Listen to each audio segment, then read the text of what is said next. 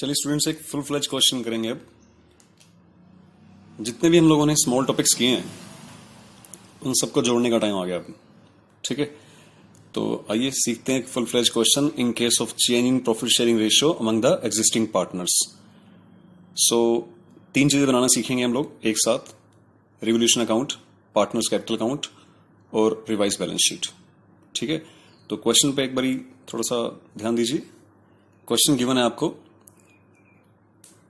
Question है A B and C are 3 partners sharing 3:1। बाद में उन्होंने डिसाइड किया कि they will share their ratio equally 1:1:1। ये इनका न्यू रेशियो हो गया, ये इनका ओल्ड रेशियो था। ठीक है, ये बैलेंस शीट गिवन है। नीचे कुछ इंफॉर्मेशन दी हुई है आपको। इंफॉर्मेशन देखिए। पहली इंफॉर्मेशन है goodwill of the firm be valued at ₹3 lakh. Goodwill जिस दिन फर्म का रिकॉन्स्टिट्यूशन हुआ है उस दिन फर्म की गुडविल का वैल्यूएशन किया गया है 3 लाख रुपए। नेक्स्ट एडजस्टमेंट है land will be revalued at ₹1,60,000। Land की बुक वैल्यू दे रखी है लाख रुपए। आज इसकी मार्केट में जो कीमत पता लगाई है रिवोल्यूशन के वक्त वो 1,60,000 रुपए है। ठीक है, building be depreciated by 6%। Building यहां दे रखी है बुक वैल्यू लाख रुपए, वो कह रहा है कि इसको 6% से डेप्रिसिएट करना है। नेक्स्ट लिखा हुआ है creditors of ₹12,000 were not likely to arise.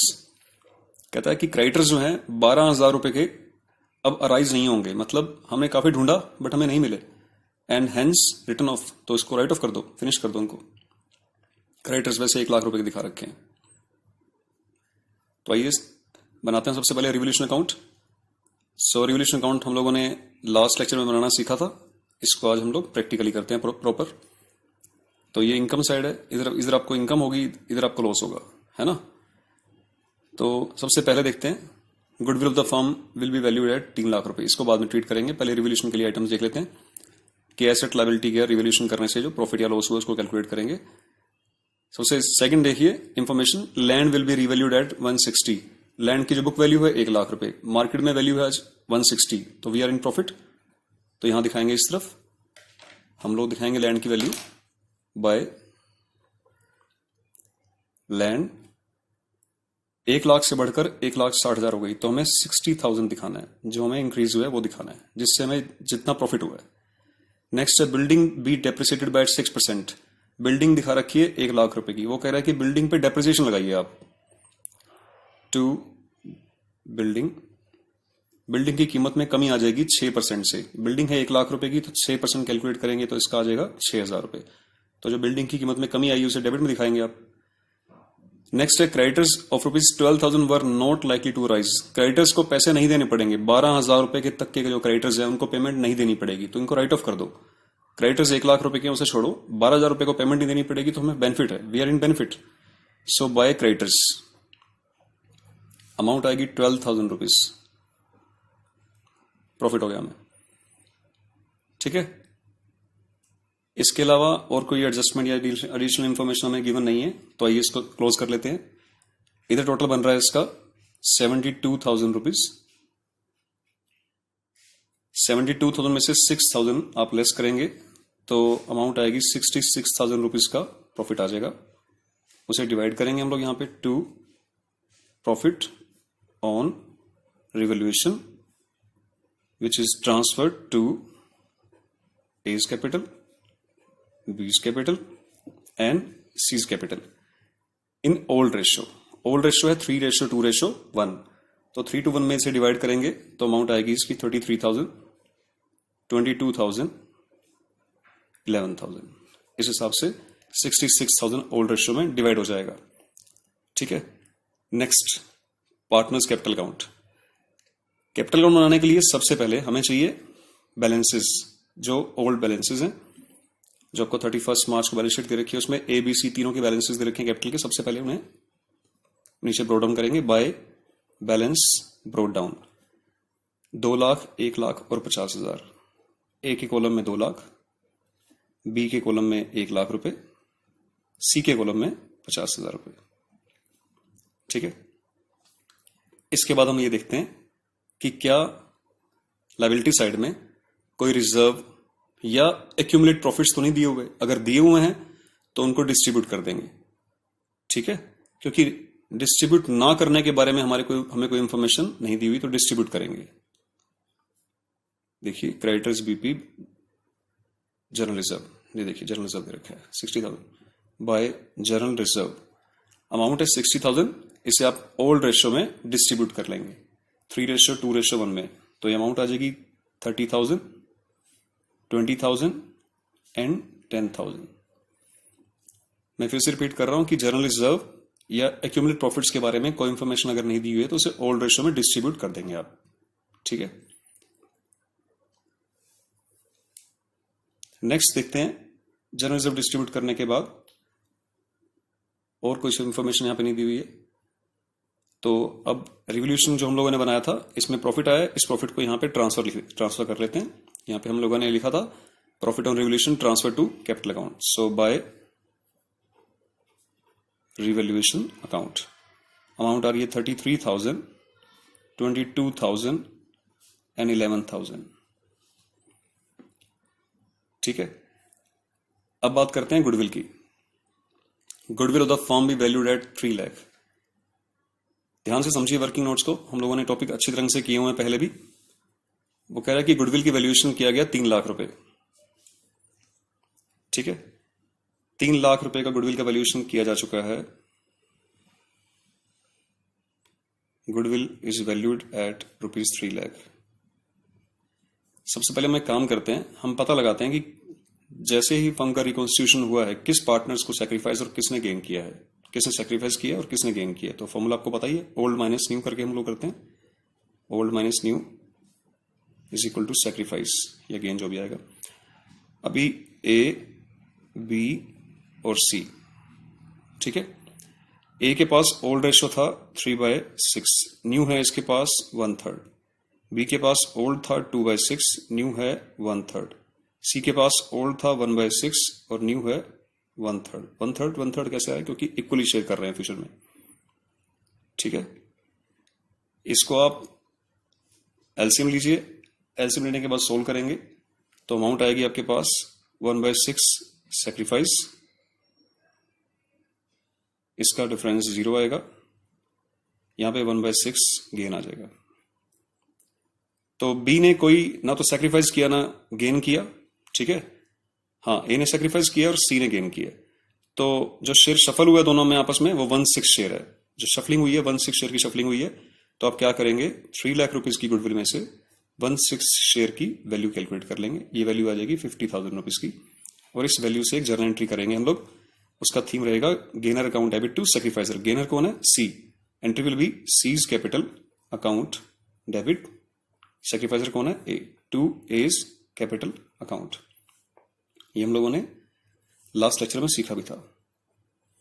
ये जर्नल एंट्री बन गई।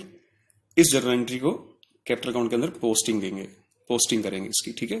पोस्टिंग ध्यान से देखिए, दोनों तरफ कैपिटल कैपिटल लिखा हुआ है, तो पोस्टिंग एक की डेबिट में होगी और एक की क्रेडिट में होगी। पोस्टिंग ध्यान से देखिए कैसे होगी, यहां लिखा हुआ है सीज कैपिटल अकाउंट डेबिट, तो सी के कैपिटल अकाउंट को आप डेबिट करेंगे, ये डेबिट साइड है, ये क्रेडिट साइड है।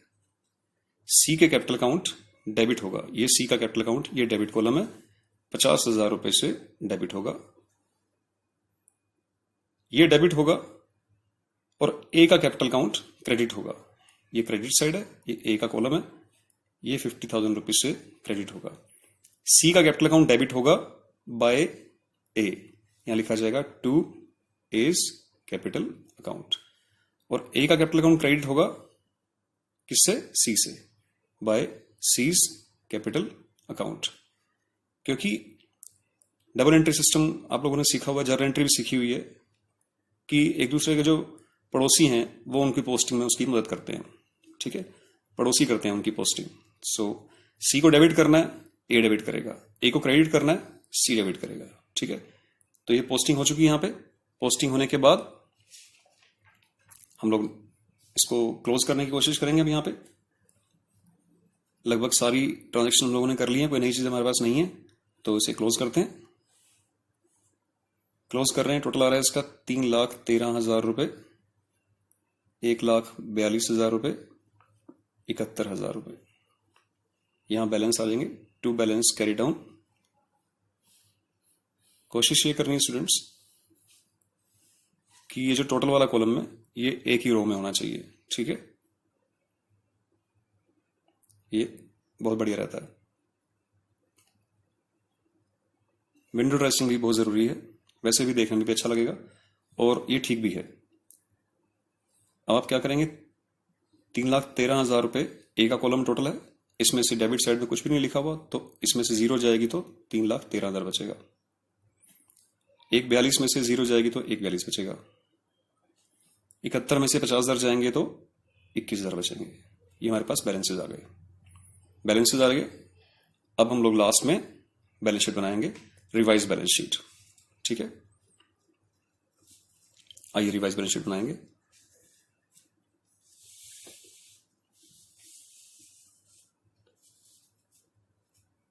रिवाइज बैलेंस शीट बनाते हैं, बारी बारी से एक एक आइटम उठाएंगे। पहले एसेट साइड से शुरू कर लेते हैं। फर्स्ट आइटम है लैंड। लैंड है 1,00,000 रुपए की। अब देखिए, हम टॉपिक लेके चल रहे हैं केस ए। हम लोगों ने जब रिवोल्यूशन अकाउंट सीखा था तो मैंने कहा था कि रिवोल्यूशन अकाउंट जब भी एसेट्स लायबिलिटी का रिवोल्यूशन होता है तो देयर आर टू केसेस।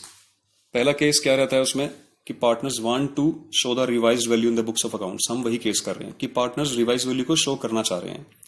तो देखिए, लैंड की जो बुक वैल्यू है बुक के अंदर 1,00,000 रुपए है, जबकि रिवोल्यूशन के बाद उसकी वैल्यू कितनी होगी 1,60। तो हम लोग 1,60 दिखाएंगे, 1,60,000 रुपए रिवाइज्ड वैल्यू दिखानी है। ध्यान रखिएगा, आप लोगों ने रिवोल्यूशन अकाउंट बनाया है, रिवाइज वैल्यू दिखाएंगे आप। नेक्स्ट है बिल्डिंग। बिल्डिंग की बुक वैल्यू है 1,00,000 रुपए, लेकिन बिल्डिंग पे डेप्रिसिएशन लगा हुआ है, ठीक है। डेप्रिसिएशन का मतलब 1,00,000 में से आप लेस करेंगे डेप्रिसिएशन 6,000 रुपए, तो 94,000 वैल्यू रह जाएगी बिल्डिंग की। प्लांट में कुछ भी कम या ज्यादा नहीं हुआ है, देख सकते हैं ऊपर रिवोल्यूशन दिखाई दे रहा है आपको। ना तो प्लांट इधर है, ना डेबिट में ना क्रेडिट में, तो प्लांट की वैल्यू एज इट इज रह जाएगी 2,00,000 रुपए। स्टॉक में भी कोई भी रिवोल्यूशन नहीं दिखाया, तो स्टॉक की प्राइस भी 80,000 रह जाएगी। डेटर्स में भी कोई भी एडिशनल इंफॉर्मेशन या एडजस्टमेंट नहीं थी। कई बार बैड डेट्स की इंफॉर्मेशन हो जाती है तो बैड डेट्स लेस करके दिखा सकते हैं। कई बार प्रोविजन की इंफॉर्मेशन होती है कि प्रोविजन फॉर डाउटफुल डेट्स बनाया गया, तो वो लेस करके दिखा सकते हैं इसमें आप। बैंक बैलेंस के बारे में कोई इंफॉर्मेशन नहीं है, तो बैंक बैलेंस भी आपका सेम रहेगा। अब लायबिलिटी साइड की बारी है। एसेट साइड हम लोग पूरी कर चुके हैं, अब लायबिलिटी की बारी। लायबिलिटी में देखिए क्रेडिटर्स हैं 1,00,000 रुपए के। आपको बताया गया था कि क्रेडिटर्स में से 12,000 रुपए की पेमेंट आपको नहीं करनी पड़ेगी। देखिए अपने इनकम में दिखा रखा है 12,000 रुपए। तो क्रेडिटर्स आपके बेशक 1,00,000 रुपए के थे, ठीक है, लेकिन उसमें से 12,000 रुपए आपको पेमेंट नहीं करने पड़ेंगे। तो आपकी पेमेंट कितनी रहेगी, क्रेडिटर्स जाके घट के 88,000 रुपए। हम लोग रिवाइज वैल्यू को शो करेंगे। रिवाइज वैल्यू का मतलब रिवोल्यूशन के कारण होने वाले प्लस या माइनस को, मतलब अगर इंक्रीज हुई है वैल्यू तो जोड़कर, डिक्रीज हुई है वैल्यू तो घटाकर, वो यहां दिखाएंगे हम लोग, ठीक है। क्रेडिटर्स दिखा दिया। नेक्स्ट टर्म बीपी की। बीपी 40,000 रुपए है, कोई भी इसकी एडजस्टमेंट नहीं थी, तो 40 का 40 रहेगा। बारी आती है जनरल रिजर्व की। जनरल रिजर्व को यहां पे अब नहीं दिखाना है, नहीं, क्यों? क्योंकि जनरल रिजर्व को हम लोगों ने डिस्ट्रीब्यूट कर लिया था। ये देखिए, कैपिटल अकाउंट के अंदर जनरल रिजर्व को डिस्ट्रीब्यूट कर लिया था। डिस्ट्रीब्यूशन का मतलब ये है कि पार्टनर्स आपस में बांट लिया तो वो फिनिश हो गया, अब वो नहीं राइज होगा, ठीक है। जनरल रिजर्व छोड़ दीजिए। फिर बारी आती है कैपिटल अकाउंट की। कैपिटल ये तो ओल्ड कैपिटल है, रिकॉन्स्टिट्यूशन से पहले की। हमें तो लेनी है रिवाइज कैपिटल जो अब आई है। कैपिटल के बैलेंसेस ये देखिए, पार्टनर्स कैपिटल अकाउंट से उठाएंगे आप, ए, बी और सी तीनों के। ए, बी और सी 3,13,000 रुपए ए का बैलेंस है। एक आपके लिए एडवाइस है कि आप कोमे का यूज जरूर करिए, मिस्टेक्स कभी नहीं होगी आपसे टोटलिंग में एंड इन एवरीथिंग। टोटल आएगा इसका 4,76,000 रुपए, ठीक है। तो अभी ऐसी कोई एडजस्टमेंट नहीं रह गई है, सारी एडजस्टमेंट मैंने डील कर ली है। जितनी भी एडजस्टमेंट्स थी मैंने जो ओल्ड बैलेंस शीट गिवन थी क्वेश्चन में उसे बड़ी सावधानी से उतारा है, पहले एसेट्स को फिर लायबिलिटीज को, और फिर कैपिटल अकाउंट से उसके बैलेंसेस उतार लिए जो क्लोजिंग बैलेंस ऑफ कैपिटल था। जनरल रिजर्व को मैंने बिल्कुल नील कर दिया है, यहाँ दिखाया ही नहीं है क्योंकि वो डिस्ट्रीब्यूट कर चुका हूं मैं। गुडविल के बारे में आपके दिमाग में आ सकता है कि गुडविल थी 3 लाख रुपए की, है ना, 3 लाख रुपए की गुडविल, क्या करेंगे उसको? गुडविल को बुक्स में दिखाना मना है अकॉर्डिंग टू रिवाइज्ड AS 26। सो दिखाना मना है जब तक उसके लिए किसी को पेमेंट ना की हो आपने, मनी और मनी वर्थ में, किसी भी चीज में मनी की रूप में या फिर मनी की टर्म्स में किसी और वस्तु के बदले में किसी को पेमेंट ना की हो। जब तक पेमेंट की है तो दिखा सकते हैं, फिलहाल यहाँ पे ऐसा कोई भी इंफॉर्मेशन नहीं है, ठीक है। तो उसे गुडविल को बुक्स में नहीं दिखाएंगे। तो आप टोटल कर लीजिए, बस टोटल आ रहा है आपका यहाँ पे 6,04,000 रुपए, दोनों तरफ 6,04,000 रुपए का टोटल आ रहा है। That is the revised balance sheet. Revised का मतलब है कि एसेट्स और लायबिलिटीज की वैल्यू में जो चेंज आया है उन चेंजेस को साथ लेकर मैंने बैलेंस शीट बनाई है। ये क्वेश्चन था रिकॉन्स्टिट्यूशन ऑफ पार्टनरशिप फॉर्म में, ठीक है। Thank you so much.